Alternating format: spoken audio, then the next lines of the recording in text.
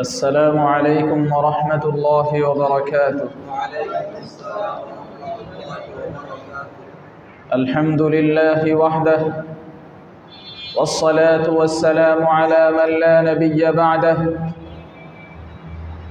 أما بعد فإن أصدق الحديث كتاب الله وأحسن الهدي هدي محمد صلى الله عليه وسلم وشر الأمور محدثاتها وكل محدثة بدعة وكل بدعة ضلالة وكل ضلالة في النار. সকল প্রশংসা এক অদ্বিতীয় আল্লাহর জন্য, দরুদ ও সালাম সেই সত্তার প্রতি যার পর আর কোনো নবীর আগমন ঘটবে না নবী হিসেবে। সর্বাধিক বিশুদ্ধ বাণী হচ্ছে আল্লাহর কিতাব, সর্বোত্তম পথ প্রদর্শন হচ্ছে মুহাম্মদুর রাসূলুল্লাহ সাল্লাল্লাহু আলাইহি ওয়াসাল্লামের পথ প্রদর্শন। জগতের সর্বনিকৃষ্ট বিষয় হচ্ছে দ্বীনের মধ্যে নতুন কিছু আবিষ্কার করা। প্রত্যেক নব আবিষ্কৃত বিষয় হচ্ছে বিদআত। প্রতিটি বিদআত হচ্ছে ভ্রষ্টতা। সকল গুমরাহি, ভ্রষ্টতা এবং ভ্রষ্টতা নিক্ষিপ্ত লিপ্ত ব্যক্তি যারা, তারা সবাই জাহান্নামে নিক্ষিপ্ত হবে।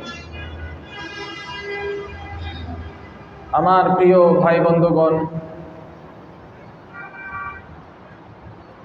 আজকের জুমার দিনে আলোচনা করব সিয়াম সম্পর্কে, রোজা সম্পর্কে।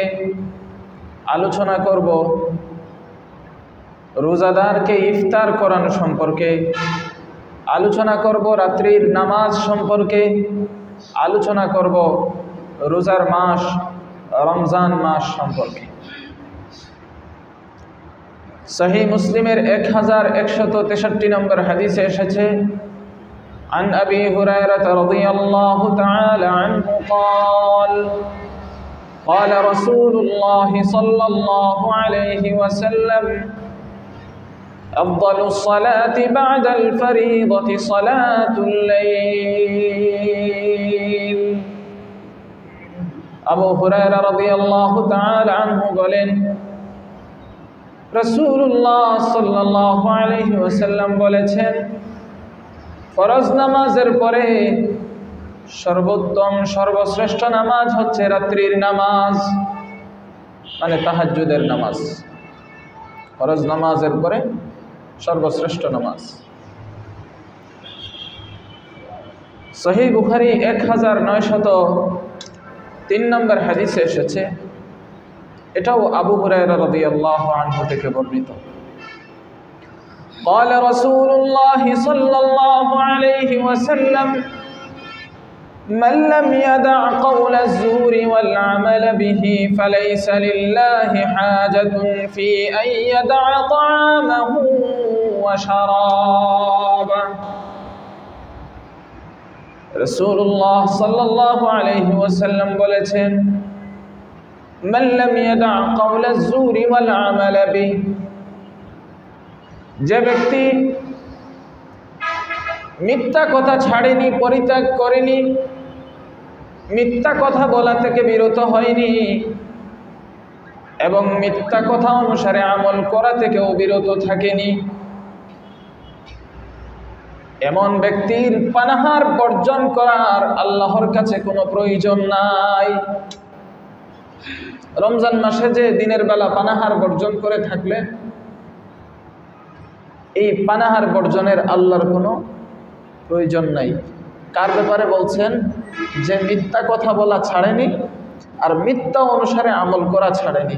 বলছেন তার এই পানাহার পরিত্যাগ করার আল্লাহর কোনো প্রয়োজন নাই, গুসা করেছে। জামিউত তিরমিজি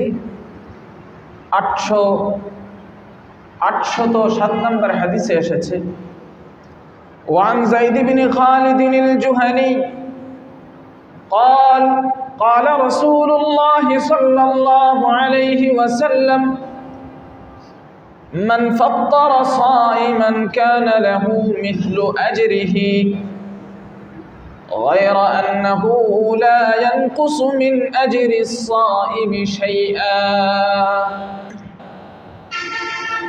زيد بن خالد الجهني رضي الله عنه থেকে বর্ণিত রাসূলুল্লাহ সাল্লাল্লাহু আলাইহি ওয়াসাল্লাম বলেছেন যে ব্যক্তি কোন রোজাদারকে ইফতার করাবে যে ব্যক্তি কোন রোজাদারকে ইফতার করাবে যে ব্যক্তি ইফতার করাবে সেই ব্যক্তি রোজাদারের সমপরিমাণ সওয়াব পাবে নবীজি আরো বলছেন এই যে ব্যক্তি রোজাদারকে ইফতার করালো রোজাদারের যে সমপরিমাণ তাকে সওয়াব দেওয়া হবে এই সওয়াব দেওয়ার ক্ষেত্রে রোজাদারের সওয়াব থেকে কোনো অংশে কমানো হবে না রোজাদারের সওয়াব পেয়ে যাবে তার সওয়াবের ক্ষেত্রে কোনো কম বেশ না করে ইফতার যে ব্যক্তি করাবে তাকেও রোজাদারের সমপরিমাণ সওয়াব দেওয়া হবে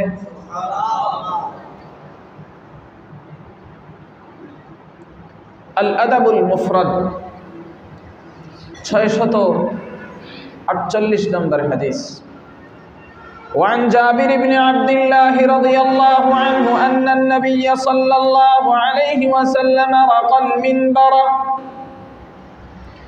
فلما رقى الدرجة الأولى قال آمين ثم رقى الثانية فقال آمين ثم رقى الثالثة فقال آمين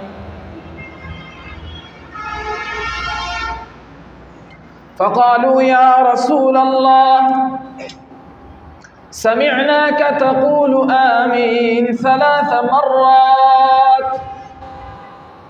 قال لما رقيت الدرجة الأولى جاءني جبريل صلى الله عليه وسلم فقال شقي عبد أدرك رمضان فانسلخ منه ولم يغفر له فقلت آمين ثم قال شقي عبد أدرك والديه أو أحدهما فلم يدخلاه الجنة فقلت آمين ثم قال شقي عبد ذكرت عنده ولم يصل عليك فقلت آمين জাবির বিন আব্দুল্লাহ রাদিয়াল্লাহু আনহু থেকে হাদিসটি বর্ণিত নবী সাল্লাল্লাহু আলাইহি ওয়াসাল্লাম মিম্বারে আরোহণ করলেন কোথায় আরোহণ করলেন মিম্বারে মিম্বার বুঝেন তো এটা আমি যেখানে দাঁড়িয়েছি এটা মিহরাব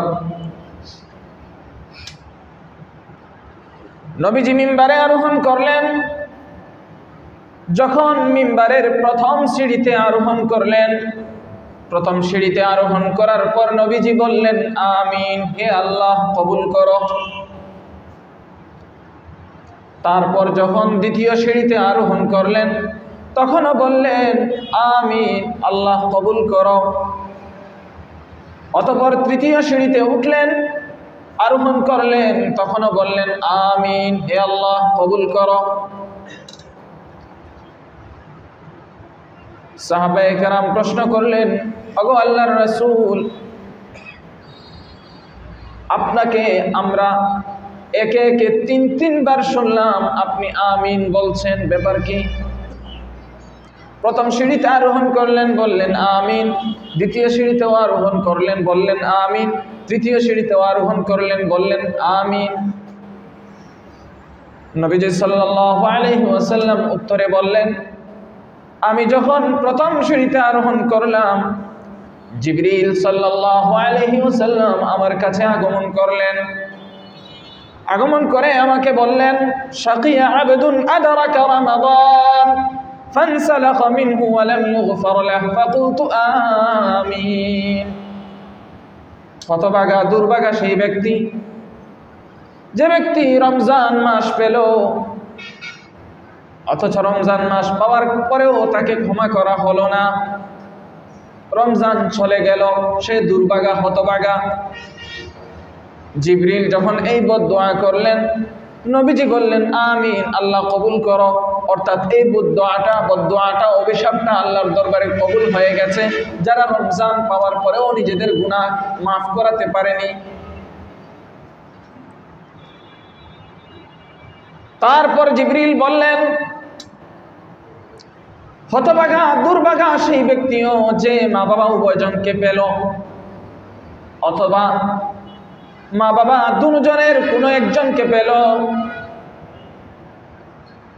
কিন্তু সেই মা বাবা তাকে জান্নাতে প্রবেশ করালো না, সেই ব্যক্তিও দুর্ভাগ্য, হতভাগ্য। নবীজি এই অভিশাপের ক্ষেত্রেও বললেন আমিন।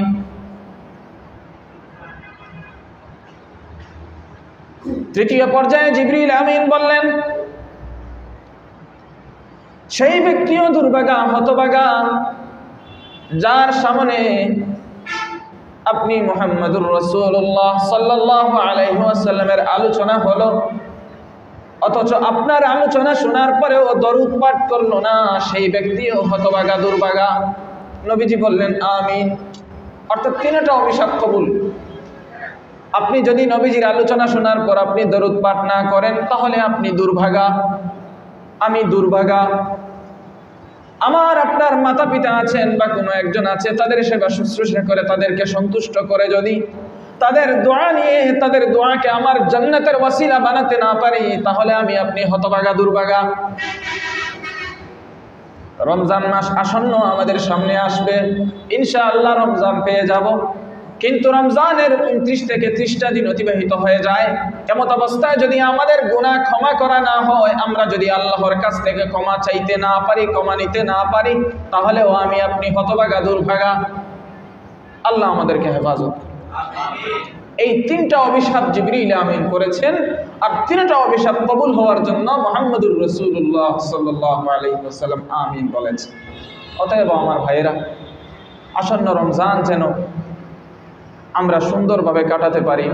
যে আলোচনাগুলো সপ্তাহের পর সপ্তাহ হচ্ছে, এগুলো যেন নিজেদের জীবনে বাস্তবায়ন করতে পারি, সেদিকে আমাদের মনোযোগী হওয়া দরকার।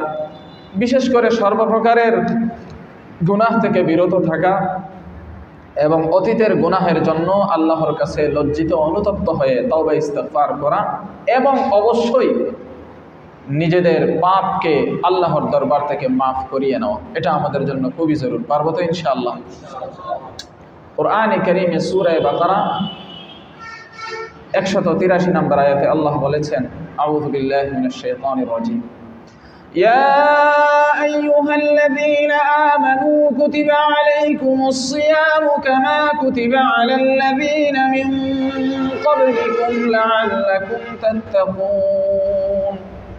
হে ঈমানদারগণ, তোমাদের উপর সিয়াম ফরজ করা হয়েছে, তোমাদের উপর রোজা ফরজ করা হয়েছে, যেমন এইভাবে ফরজ করা হয়েছিল তোমাদের পূর্ববর্তীদের উপর, লাআল্লাকুম তাত্তাকুন, যাতে করে তোমরা মুত্তাকি হতে পারো, পরহেজগার হতে পারো। তাহলে রোজা রাখবো কি জন্য? পরহেজগার হওয়ার জন্য। পরহেজগারি কি? আল্লাহকে ভয় করা। আল্লাহকে দেখি না, তারপরেও আল্লাহকে ভয় করে আল্লাহর বিধানগুলো মানা, এবং আল্লাহ যেগুলো না করতে বলেছেন সেগুলো থেকে বিরত। সূরা আহজাব 56 নম্বর আয়াতে আল্লাহ বলছেন, ইন্নাল্লাহা ওয়া মালাইকাতাহু ইউসাল্লুনা আলান নবী ইয়া আইয়ুহাল্লাযীনা আমানু সাল্লু আলাইহি ওয়া সাল্লিমু তাসলিমা। নিঃসন্দেহে আল্লাহ তার ফেরেশতাগণ নবীর প্রতি দরুদ প্রেরণ করেন, সালাত প্রেরণ করেন, নবীর জন্য রহমত পাঠান। হে ঈমানদারগণ, তোমরাও নবীজির প্রতি দরুদ প্রেরণ করো, সালাত প্রেরণ করো, নবীজির জন্য রহমতের দোয়া করো, এবং নবীজি সাল্লাল্লাহু আলাইহি ওয়াসাল্লামের কাছে বেশি বেশি করে সালাম প্রেরণ করো। اللهم صل على محمد عبدك ورسولك كما صليت على إبراهيم وبارك على محمد وعلى آل محمد كما باركت على إبراهيم আমার ভাইরা আলোচনা করছিলাম সিয়াম রোজা সম্পর্কে, রোজাদারকে ইফতার করানো সম্পর্কে, রাত্রির নামাজ সম্পর্কে, রমজান মাস সম্পর্কে। সহিহ বুখারী 1904 নম্বর হাদিসে এসেছে, قال رسول الله صلى الله عليه وسلم قال الله كل عمل ابن آدم له إلا الصيام فإنه لي وأنا أجزي به والصيام جنة وإذا كان يوم صوم أحدكم فلا يرفث ولا يصخب فإن سابه أحد أو قاتله فليقل إني امرؤ صائم والذي نفس محمد بيده لخلوف فم الصائم أطيب عند الله من ريح المسك للصائم فرحتان يفرحهما إذا أفطر فرحا وإذا لقي ربه فرح بصومه আল্লাহর রাসূল সাল্লাল্লাহু আলাইহি ওয়াসাল্লাম বলেন, আদম সন্তানের প্রত্যেকটা আমল তার নিজের জন্য,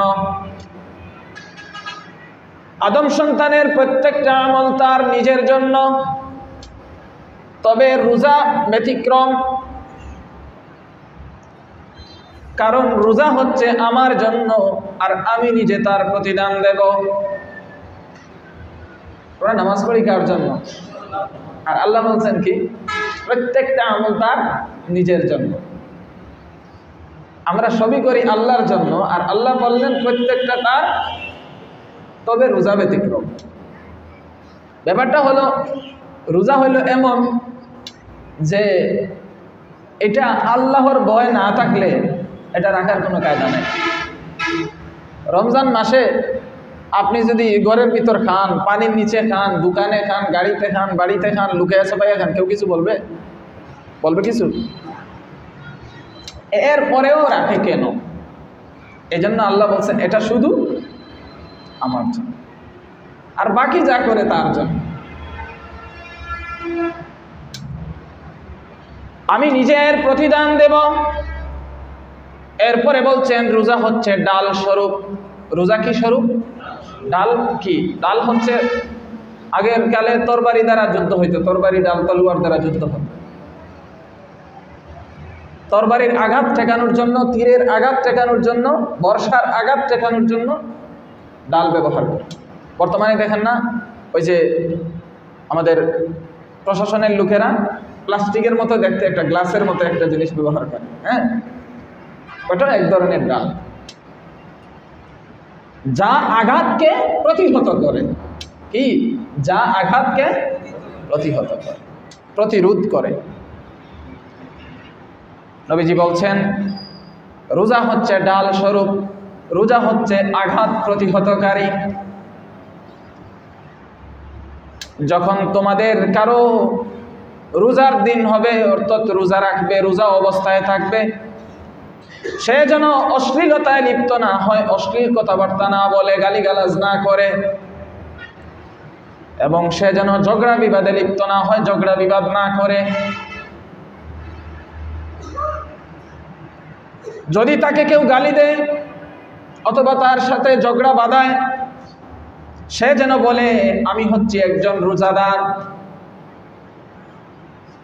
সেই সত্তার কসম যার হাতে আমি মুহাম্মাদের প্রাণ, তার কসম করে বলছি, রোজাদারের মুখের গন্ধ আল্লাহর কাছে মিশকের ঘ্রাণের চেয়েও অধিক উৎকৃষ্ট। রোজাদারের জন্য দুটো পুরস্কার রয়েছে। দুটো আনন্দ রয়েছে। একটি আনন্দ হচ্ছে যখন সে ইফতার করে তখন সে উপভোগ করে, তখন সে পায়। আর আরেকটি আনন্দ হচ্ছে যখন রোজাদার তার রবের সাথে সাক্ষাৎ করবে তখন তার রোজার কারণে সে আনন্দিত হবে। ওইটা যারা রোজা রাখবেন তখন বুঝবেন। অন্য এক হাদিসে আছে রোজা হচ্ছে ডাল স্বরূপ, রোজাকে ফাটিয়ে ফেলবে না। এই যে গালিগালাজ, অশ্লীল কথাবার্তা, এগুলো ডালকে নষ্ট করে দেয়। যে যন্ত্রের মাধ্যমে আপনি আঘাত প্রতিহত করবেন সেই যন্ত্রকে দুর্বল করে দেয়। তো রোজা হচ্ছে ডাল, এটা ঝগড়া বিবাদ, মারামারি, কাটাকাটি, খারাপ কথাবার্তা, অশ্লীলতা, এগুলো এই ডালকে কি করে দেয়? দুর্বল করে দেয়। তখন শত্রু শয়তানের আঘাত, নফস শয়তানের আঘাত প্রতিহত করার পর্যাপ্ত শক্তি ডালের মাঝে থাকে না। এই জন্য ডালকে ভাঙতে নাই। ডালকে শক্তিশালী করতে হলে রোজার মাসে রোজা রেখে অশ্লীল কথাবার্তা, গালিগালাজ, ঝগড়া বিবাদ এগুলো থেকে আমাদেরকে সযত্নে বিরত থাকতে হবে, সচেতনতার সাথে এগুলো এড়িয়ে চলতে হবে। পারবো তো ইনশাআল্লাহ? আল্লাহ তৌফিক দেন। সুনানে আবি দাউদ 1536 নম্বর হাদিস। عن أبي هريرة رضي الله عنه أن النبي صلى الله عليه وسلم قال: ثلاث دعوات مستجابات لا شك فيهن دعوة الوالد ودعوة المسافر ودعوة المظلوم। আবু হুরায়রা রাদিয়াল্লাহু তাআলা আনহু থেকে বর্ণিত, নবী সাল্লাল্লাহু আলাইহি ওয়াসাল্লাম বলেন, তিনটি দোয়া নিঃসন্দেহে কবুল হয়। কয়টি দোয়া? এই তিনটি দোয়ার মাঝে কোনো সন্দেহ নাই। এক নম্বর, পিতা সন্তানের জন্য যে দোয়া করে সেটা কবুল হয়। দুই নম্বর হলো মুসাফির ব্যক্তি যে দোয়া করে সেটা কবুল হয়। নাম্বার 3, মাজলুম নির্যাতিত নিপীড়িত ব্যক্তি যে দোয়া কবুল করে সেটা কবুল হয়। সহিহুল জামি' 3030 নম্বর হাদিসে আরো একটা জিনিস এসেছে। عن أبي هريرة رضي الله عنه قال: قال رسول الله صلى الله عليه وسلم: ثلاث دعوات مستجابات دعوة الصائم ودعوة المظلوم ودعوة المسافر। আবু হুরায়রা রাদিয়াল্লাহু আনহু বলছেন, রাসূলুল্লাহ সাল্লাল্লাহু আলাইহি ওয়াসাল্লাম ইরশাদ করেছেন, তিনটি দোয়া অবশ্যই কবুল। একটি দোয়া হচ্ছে মুসাফিরের দোয়া, আরেকটি দোয়া হচ্ছে মাজলুম নির্যাতিত নিপীড়িত ব্যক্তির দোয়া, আর আরেকটি দোয়া হচ্ছে রোজাদারের দোয়া। তাইলে দুইটা হাদিস মিলে কয়টা দোয়া দাঁড়ালো? 4টা। বাবার দোয়া কবুল, কার জন্য? সন্তানের জন্য। মুসাফিরের দোয়া কবুল। মুসাফির কাকে বলে? শরঈ যে ইসলামী আইনে যে দূরত্ব 48 মাইল বা 78 কিলোমিটার, এত দূরের উদ্দেশ্যে যখন আপনি সফরে বের হন এবং নিজ এলাকা ছাড়েন তখন আপনি মুসাফির। মুসাফিরের দোয়া কবুল হয়। মাজলুম নির্যাতিত নিপীড়িত ব্যক্তির দোয়া কবুল হয়। আর কার দোয়া কবুল হয়? বলেন সবাই, কার দোয়া কবুল হয়? রোজাদারের দোয়া কবুল হয়। তাহলে রোজা রাখবেন, দোয়া করবেন, আল্লাহ কবুল করবেন। হ্যাঁ, দোয়া কবুলের পন্থা পদ্ধতি আমি আপনি যেমন চাইব তেমন হতে হবে এটা জরুরি না। কথা বুঝতে পারছেন?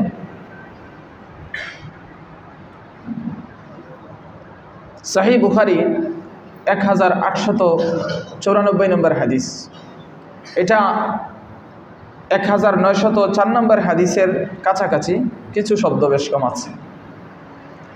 وعن أبي هريرة رضي الله عنه أن رسول الله صلى الله عليه وسلم قال: الصيام جنة فلا يرفث ولا يجهل وإن امرؤ قاتله أو شاتمه فليقل إني صائم مرتين والذي نفسي بيده لخلوف فم الصائم أطيب عند الله تعالى من ريح المسك يترك طعامه وشرابه وشهوته من أجلي الصيام لي وأنا أجزي به والحسنة بعشر أمثالها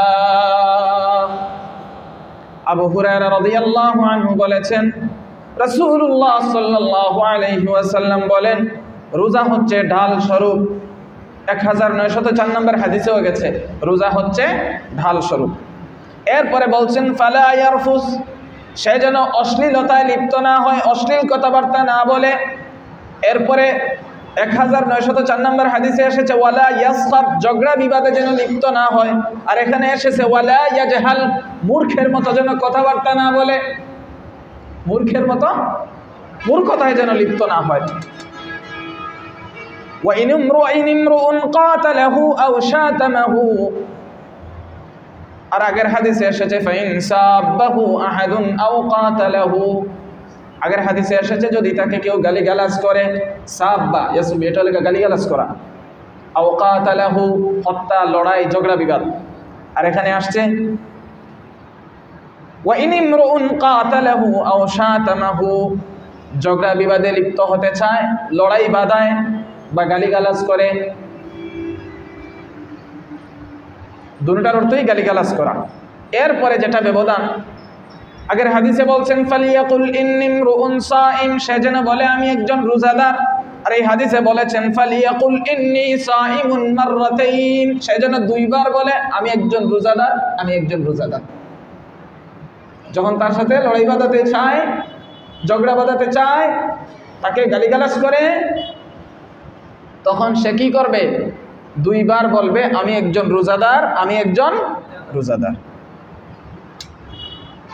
والذي نفسي بيده لخلوف فم الصائم أطيب عند الله تعالى من ريح المسك, সেই সত্তার কসম যার হাতে আমার প্রাণ, রোজাদারের মুখের গন্ধ আল্লাহর কাছে মিশকের ঘ্রাণের চেয়ে অধিক সুগন্ধযুক্ত।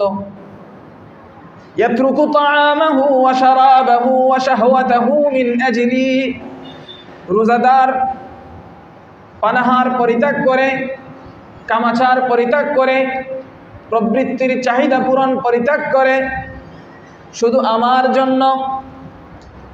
আসসিয়ামু লি ওয়া আনা আজজি বিহি, রোজা আমার জন্য, আমি রোজার প্রতিদান দেব। ওয়াল হাসানাতু বিআশরি আমসালিহা, প্রত্যেক নেক কাজের বিনিময়ে 10 গুণ করে হবে। সহিহ বুখারী 6057 নম্বর হাদিস। عن أبي هريرة رضي الله تعالى عنه عن النبي صلى الله عليه وسلم قال من لم يدع قول الزور والعمل به والجهل فليس لله حاجة أن يدع طعامه وشرابه। নবীজি সাল্লাল্লাহু আলাইহি ওয়াসাল্লাম বলেন, যে ব্যক্তি মিথ্যা কথা ছাড়তে পারেনি, পরিত্যাগ করেনি, যে মূর্খতা পরিহার করেনি, তার পানাহার পরিত্যাগে আল্লাহর কোনো প্রয়োজন নেই। আগেও একটা হাদিস গিয়েছে, সেখানে বলছেন যে মিথ্যা কথা, মিথ্যা অনুযায়ী আমল করা পরিত্যাগ করতে পারেনি। আর এখানে বলছেন যে মিথ্যা কথা এবং মূর্খতা পরিত্যাগ করতে পারেনি। কথা বুঝতে পারছেন? এই মিথ্যা কথা বলা, মিথ্যা অনুযায়ী আমল করা, মূর্খতা সুলভ কথাবার্তা বলা, মূর্খতা সুলভ আচরণ করা, এগুলো যদি তাকে রোজাদারের মাঝে, নবীজি বলছেন তার পানাহার এগুলো পরিত্যাগ করায় আল্লাহর কোনো প্রয়োজন নেই, মানে আল্লাহ সন্তুষ্ট না। কথাটা বুঝাইতে পারছি? ইসলামী আইনশাস্ত্রবিদ আপনাকে বলবেন যে আপনি রোজাদার, যেহেতু আপনি খাবার খাচ্ছেন না, পানি খাচ্ছেন না, আপনি স্ত্রীর সাথে মেলামেশা করছেন না, অতএব মুফতি সাহেব ফতোয়া দিতে বাধ্য যে আপনার রোজা হয়েছে। এটা হলো আইনের কথা। এটা কিসের কথা? কিন্তু আপনার রোজা আল্লাহর সন্তুষ্টি অর্জনে সক্ষম নয়। আপনার এই রোজা হলো অন্ধ, লুলা, বাঙ্গা হাত বিশিষ্ট এমন এক রূপসী দাসী, যাকে বাদশার দরবারে উপঢৌকন হিসেবে দেওয়া হয়েছে। আপনার দাসী খুবই সুন্দর, কিন্তু আপনার দাসীর পাও নাই, আপনার দাসী কানে শুনে না, আপনার দাসী চোখে দেখে না, আপনার দাসী কথা বলতে পারে না, কিন্তু চেহারাটা খুবই সুন্দর। এমন দাসী দিয়ে যেমন বাদশার কোনো কাজ নাই, ঠিক আমার আপনার রোজা, রোজা তো রোজাই, যেভাবে দাসী তো দাসী। মুফতি সাহেব তো বলবে রোজা হয়ে গেছে, কিন্তু আপনার রোজা আর ওই বাদশাকে এমন অন্ধ, লুলা, ল্যাংড়া, কানা, আতুর দাসী দেওয়া আর আল্লাহর কাছে আপনার রোজা দেওয়া একই কোয়ালিটি। বুঝাইতে পারছি? এজন্য ভাইয়েরা আমার, মূর্খতা সুলভ আচরণ, অশ্লীল কথাবার্তা, অযাচিত অনাকাঙ্ক্ষিত আচরণ, মিথ্যা কথা অনুযায়ী আবার আমল করা, এই সবগুলো বান্দ্রামি, এগুলো থেকে বান্দ্রামি যাই বলেন, এগুলো থেকে আমাদের বেরিয়ে আসতে হবে এবং সব সময় আল্লাহ ভীতি দিলে ধারণ করে রোজার মাসটা পার করতে হবে। পারবো তো ইনশাআল্লাহ? আল্লাহ আমাদের সবাইকে তৌফিক দান করুন, যাতে আমরা রোজা রাখতে পারি, রাত্রে তাহাজ্জুদ নামাজ পড়তে পারি, রমজান মাসে আল্লাহর পক্ষ থেকে ক্ষমা লাভ করতে পারি। আমার ভাইয়েরা, এতক্ষণ যে আলোচনা করলাম তার সারসংক্ষেপ হচ্ছে, 1 নাম্বার, ফরজ সালাত সম্পাদনের পর সর্বোত্তম সালাত হচ্ছে রাত্রির নামাজ, তাহাজ্জুদের নামাজ, যা সহিহ মুসলিম 1163 নম্বর হাদিস থেকে পেয়েছি। নাম্বার 2, মিথ্যা কথা বলা, মিথ্যা অনুযায়ী আমল করা, এটা রোজার মান নষ্ট করে দেয়, আল্লাহকে অসন্তুষ্ট করে, যা আমরা পেয়েছি সহিহ বুখারী 1903 নম্বর হাদিস থেকে। নাম্বার 3, রোজাদারকে ইফতার করালে রোজাদারের সমান সওয়াব পাওয়া যায়, এতে রোজাদারের কোনো সওয়াব কমে না, এটা পেয়েছি জামি ও তিরমিজি 807 নম্বর হাদিস। নাম্বার 4, রমজান মাস পেয়ে ক্ষমা লাভ করতে না পারা, এটা বড় দুর্ভাগ্যজনক, ওই ব্যক্তি বড়ই দুর্ভাগা, যেটা পেয়েছি আল আদাবুল মুফরাদ 648 নম্বর হাদিস। নাম্বার 5, রোজা এজন্য যাতে আমরা মুত্তাকি হতে পারি, পরহেজগার হতে পারি, সূরা বাকারা 183 নম্বর আয়াত। নাম্বার 6, রোজার প্রতিদান আল্লাহ নিজেই দিবেন, সহিহ বুখারী 1904 নম্বর হাদিস। নাম্বার 7, রোজাদার যেন ঝগড়া, অশ্লীল আলাপে লিপ্ত না হয়, রোজাদারের মুখের গন্ধ মেশকের চেয়েও বেশি সুগন্ধযুক্ত, সহিহ বুখারী 1904 নম্বর হাদিস। নাম্বার 8, রোজাদারের 2টি আনন্দের মুহূর্ত আছে, একটা হচ্ছে ইফতারের সময়, আর আরেকটা হচ্ছে এই রোজার কারণে সে আনন্দ পাবে যখন সে আল্লাহর সাথে সাক্ষাৎ করবে, সহিহ বুখারী 1904 নম্বর হাদিস। নাম্বার 9, রোজাদারের দোয়া কবুল হয়, সহিহুল জামি' 3030 নম্বর হাদিস। নাম্বার 10, রোজা অবস্থায় কেউ ঝগড়া করতে চাইলে বা গালি দিতে চাইলে রোজাদার 2 বার বলবে, আমি একজন রোজাদার, আমি একজন রোজাদার। এভাবে বললে দেখেন আর ঝগড়া বাঁধবে না। আমরা তো আসলে বলি না, আমরা তো আসলে গালির জবাব গালি দিয়ে দেই, মায়ের জবাব মায়ের দিয়ে দেই, আমরা তো এভাবে বলে অভ্যস্ত না, কিন্তু এভাবে বলা উচিত। এটা পেয়েছি আমরা সহিহ বুখারী 1894 নম্বর হাদিস থেকে। নাম্বার 11, যে রোজাদার মূর্খতা ছাড়ে না, মূর্খতা পরিহার করে না, মিথ্যা কথা ছাড়ে না, মিথ্যা অনুযায়ী আমল করা ছাড়ে না, তার পানাহার কামাছার পরিত্যাগ করাতে আল্লাহর কোনো প্রয়োজন নেই, অর্থাৎ আল্লাহ তার উপর সন্তুষ্ট না, সহিহ বুখারী 6057 নম্বর হাদিস। আল্লাহ রাব্বুল আলামিন আমাদেরকে তাহাজ্জুদ ও তারাবিহের সালাত আদায়ের তৌফিক দান করুন।